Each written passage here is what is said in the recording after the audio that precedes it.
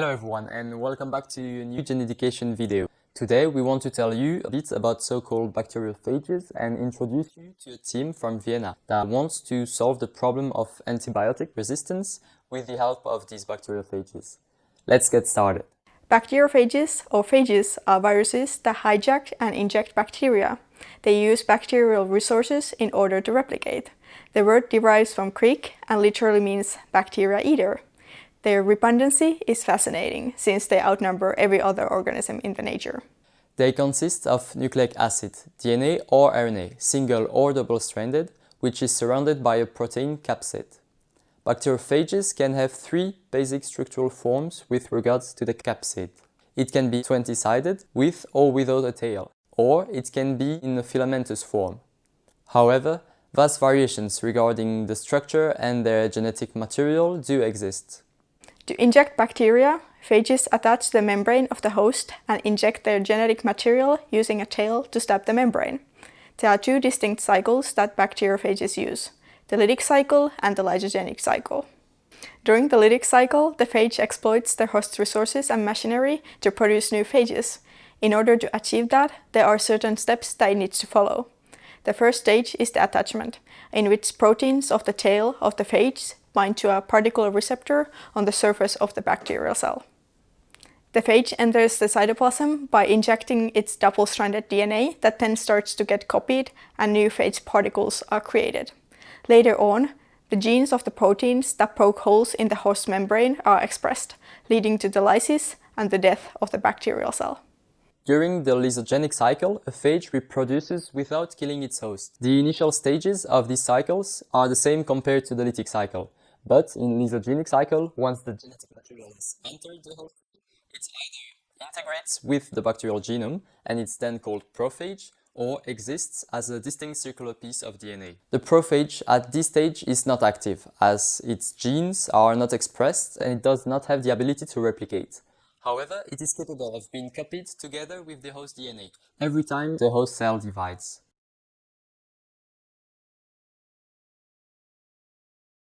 Antibiotic resistance is an increasing problem in our society. Antibiotic resistance is caused by bacteria which adapt and change their response to these medicines. The reason for this problem is the misuse and overuse of antibiotics. So always use antibiotics exactly as advised by your doctor. Other ways of treating bacterial infections need to be found. One interesting way is the use of bacteriophages. More than 10 to the power of 31 bacteriophages exist on our planet. This is making them the most abundant species on Earth. In fact, there is a way of using these viruses for our good. Bacteriophages are viruses that attack one bacterial species directly. If you know which bacteria is causing the infection, you can target it particularly. In contrast, most antibiotics kill all bacteria within the organism, making them non-specific.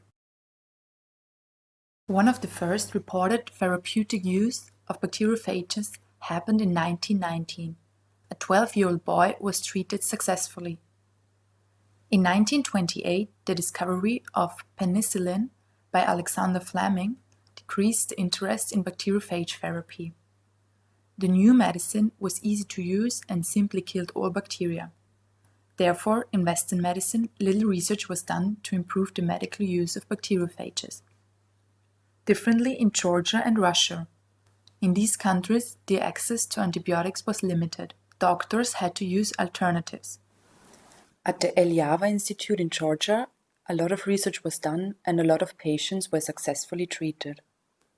Nowadays, people around the world decide to come to the institute for treatment.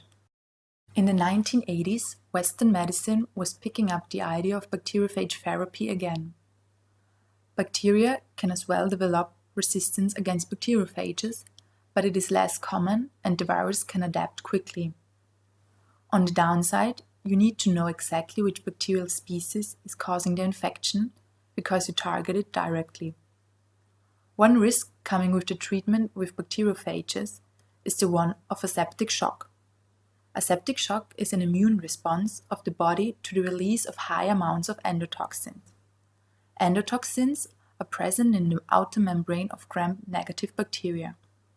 We, as humans, are more sensitive to endotoxins than other animals. The release of too many endotoxins inside the human body can even lead to death. To avoid this risk, more research has to be conducted. We are the iChem team of Vienna, and we are working on a way to improve bacteriophage therapy. This is how it could work. First, we engineer the bacteriophage in our laboratory. We take a gene sequence and insert it into our phage. Then we need to select the recombinant phage, meaning the one who received the protein we want to express. Our engineered bacteriophage infects the gram-negative bacterial cell and inserts the genetic material. Before the bacteria dies, it expresses a protein, in our case gasoline. The targeted bacteria enters the Lytic cycle, dies, and releases LPS. Now the present gasoline molecule binds to LPS and renders it harmless. This is the theoretical part. We need to test if the protein was expressed and if it binds to the LPS. We hope to prove this concept in our laboratory. Our project involves a lot of genome engineering, recombination, plasmid designing, and cloning steps. The main challenge we will face is the expression of the correct protein. Also, there is always a chance that our protein will not bind the endotoxin. Testing this is the interesting part, and you always learn more throughout the process. Thank you for watching. Follow us on Instagram, Twitter, and Facebook to stay up to date and for some phage news. Thank you for watching. Don't forget to subscribe and follow our adventures on our social media.